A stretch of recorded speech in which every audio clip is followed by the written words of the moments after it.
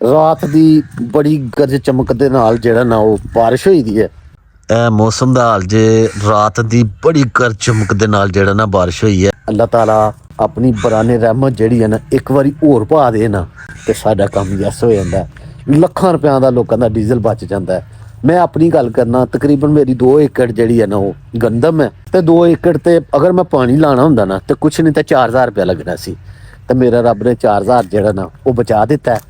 अस्सलाम वालेकुम व्यूअर्स, कैसे हैं आप? खैरियत से हैं? और मैं भी खैरियत से हूँ। मैं हूँ मियां मोहम्मद शफाक और आप देख रहे हैं हमारा यूट्यूब चैनल बजवात फूड सीक्रेट। अल्लाह ताला के फजलो करम और उसके शुक्र से आज का व्लॉग करते हैं शुरू। स्प्रे का वक्त आ गया है तो भाई साहब भी आ गए हैं स्प्रे करने के लिए। हाँ जी भाई जान जी बिस्मिल्लाह। आ गए हो स्प्रे करने? जी जी आ गए। कोई अच्छी स्प्रे है? हाँ जी। अच्छा ये कंपनी वाला। अच्छा अच्छा अच्छा अच्छा ते यार तरेल नहीं है अजे पई दी गंदम ते? सर तरेल ते है, दवाई ने अपना काम करना है। अच्छा अच्छा तरेल दे विच बंदा करे तो पता लग जांदा ना कि बंदा किधर नूं गया ते पाड़ा नहीं देगा। पाड़े तो मुराद है कि जगह जो बच जाती है ना बंदा भूल भी जाता है कि किधर से मैं स्प्रे करते करते गया था। शबनम में पाड़ा नहीं रहता। भाई साहब मैनुअल तैयार कर रहे हैं स्प्रे का। गंदम का स्प्रे का वक्त भी आ गया है। हर तरफ हरियाली हरियाली होना शुरू हो गई है माशाल्लाह से। ये भाई साहब स्प्रे कर रहे हैं।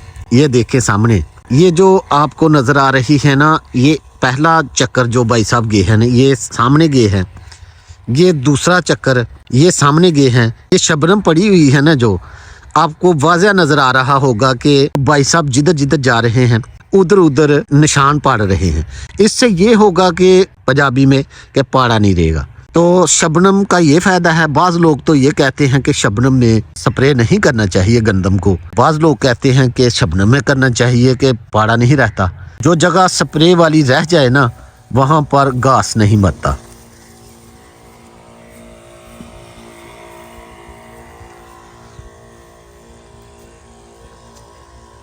जब हम छोटे छोटे थे ना तो नई नई स्प्रे वाली टैंकी आई तो वो ऐसे होती थी, ऐसे जो है ना वो मैं किसी दिन आपको करके भी दिखाऊंगा। फिर ये आ गई है इलेक्ट्रॉनिक्स और इससे तो करना बहुत ही आसान है। बस आपको जो है ना वो ख्याल रखना पड़ता है कि आप किधर से आए हैं और किधर से जा रहे हैं। फिर भी जो है ना वो खेतों में थोड़ी जगह रह जाती है, पहाड़ा रह जाता है। क्यों जी हाजी साहब किन्ने के किले कर लेंदे हो? सर काम 10 किलो भी हो जाता है एक दिन च? जी भाई साहब ने तो मुझे हैरान कर दिया है। कह रहे हैं कि मैं 10 एकड़ भी दिन में स्प्रे कर लेता हूं अगर काम हो। अब चलते हैं जी आगे, कुछ और काम भी हैं। ये भाई साहब लगे रहे स्प्रे करने के लिए। अब मैं आया ताया साईं के बाग में, अब देखते हैं वो क्या कर रहे हैं। माशाल्लाह जी मेरी नज़र पड़ी है जनाब बेरियों के बेरों पर। ये भी माशाल्लाह फले हुए हैं, इन पर भी फल लगा हुआ है। ये देखें जी कच्चे बेर। तकरीबन वो 15-20 दिन के बाद ये पकना शुरू हो जाएंगे। वैसे मैं ना तकरीबन 2-3 दिन पहले सियालकोट गया था तो उधर बेर मार्केट में फरोख्त हो रहे थे। बाबा जी अस्सलाम वालेकुम। वालेकुम सलाम। बाबा जी क्या हाल? ठीक है साहब, ठीक ठाक अल्हम्दुलिल्लाह। की हो रहा? बस है लगे चाय शाय को बनाने लगे, पीने लगे। अच्छा ताया भी अंदर है?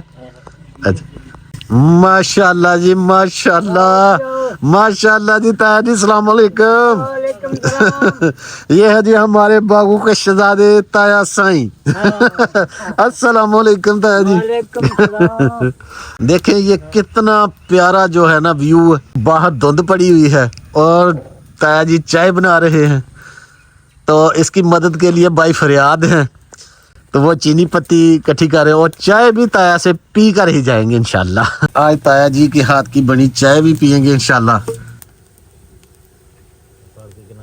अच्छा जी ताया जी बहुत बहुत मेहरबानी, बहुत शुक्रिया। तो हुण मैनू इजाजत दियो? ठीक है बाबा।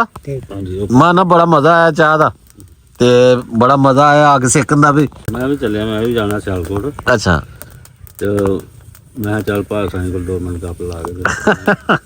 जिंदा दिल आदमी है साडा ताया। अच्छा जी ताया जी मेहरबानी, बहुत शुक्रिया जी, अल्लाह हाफिज। अस्सलाम वालेकुम, की हाल चाल है तुहाडा? ठीक ठाक हो? और मैं भी ठीक ठाक हाँ। अल्लाह ताला दे फजलो करम और ਉਹਦੇ शुक्र दे नाल ਅੱਜ ਦਾ ਵਲੌਗ ਕਰਨੇ ਸ਼ੁਰੂ। ਰਾਤ ਦੀ ਬੜੀ ਗਰਜ ਚਮਕ ਦੇ ਨਾਲ ਜਿਹੜਾ ਨਾ ਉਹ ਬਾਰਿਸ਼ ਹੋਈ ਦੀ ਹੈ ਤੇ ਮੈਂ ਹੁਣ ਪੁੱਜਿਆ ਆਪਣੇ ਡੇਰੇ ਤੇ ਇਹ ਮੇਰਾ ਕਿਚਨ ਦੇਖੋ ਮਾਸ਼ਾਅੱਲਾ ਜੀ ਖਰਾਬ ਹੋ ਗਿਆ ਤਾਂ ਜੇ ਰਾਤ ਦੀ ਬਹੁਤ ਜ਼ਿਆਦਾ ਬਾਰਿਸ਼ ਦੀ ਵਜ੍ਹਾ ਨਾਲ ਜਿਹੜਾ ਨਾ ਉਹ ਕਿਚਨ ਵੀ ਖਰਾਬ ਹੋ ਗਿਆ ਤੇ ਕਾਫੀ ਜ਼ਿਆਦਾ ਜਿਹੜਾ ਨਾ ਗੰਦ ਪੈ ਗਿਆ। ਉਹਨੇ ਮੈਨੂੰ ਕਾਫੀ ਜ਼ਿਆਦਾ ਮਿਹਨਤ ਜਿਹੜੀ ਹੈ ਨਾ ਕਰਨੀ ਪੈਣੀ ਇਹਨੂੰ ਸਾਫ ਸੁਥਰਿਆਂ ਕਰਨ ਤੇ ਲਿੰਬਨ ਤੇ ਇਹਨੂੰ ਰੰਗ ਰੋਗਨ ਕਰਨ ਤੇ। ਇਹ ਦੇਖੋ ਜੀ ਮਾਸ਼ਾਅੱਲਾ ਮੌਸਮ ਦੇਖੋ, ਇਹ ਮੌਸਮ ਦਾ ਹਾਲ ਜੇ ਰਾਤ ਦੀ ਬੜੀ ਗਰਜ ਚਮਕ ਦੇ ਨਾਲ ਜਿਹੜਾ ਨਾ ਬਾਰਿਸ਼ ਹੋਈ ਹੈ। ਇਹ ਨਾਲ ਹੀ ਜਿਹੜਾ ਨਾ ਸੂਰਜ ਚੜਿਆ ਸੀ ਤੇ ਨਾਲ ਹੀ ਜਿਹੜਾ ਨਾ ਉਹ ਖਤਮ ਹੋ ਗਿਆ। ਮਾਸ਼ਾਅੱਲਾ ਜੀ ਅੱਲਾ ਦੇ ਰੰਗ ਨੇ।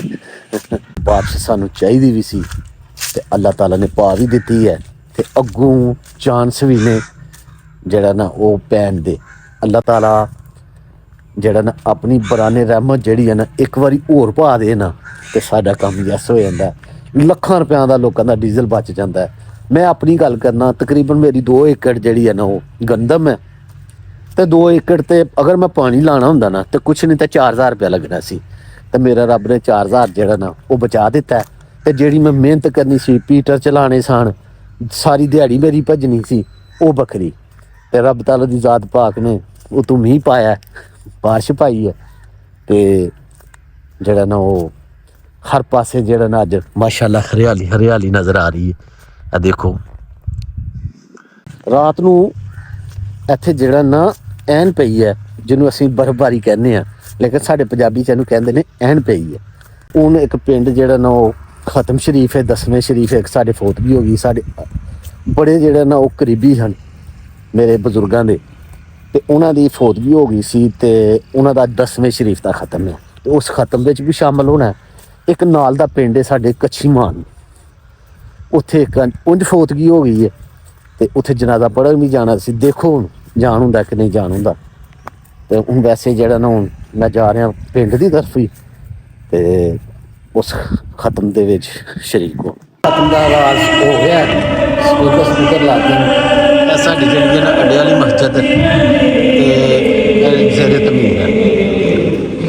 ਹੁਣ ਸਭ ਤੋਂ ਪਹਿਲਾਂ ਮੈਂ ਕਰਾਂਗਾ ਵਜ਼ੂ ਫਿਰ ਖਤਮ ਲਈ ਜਿਹੜਾ ਨਾ ਉਹ ਬੈਠਾ।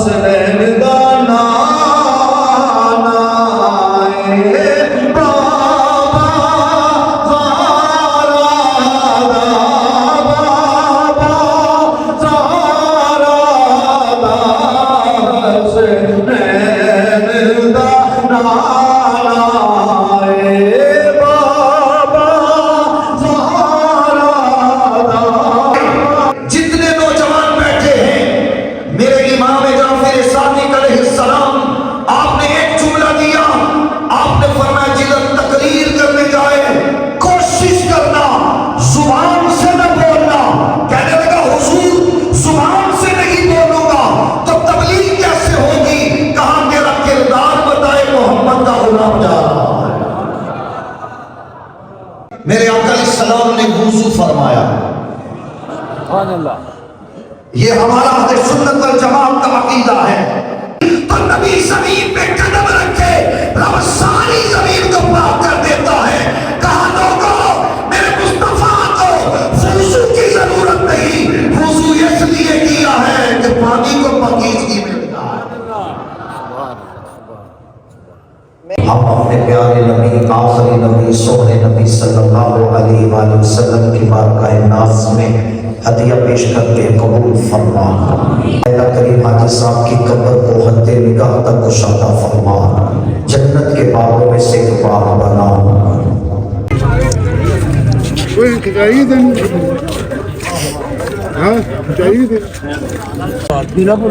अहमद के वो तो चढ़ी है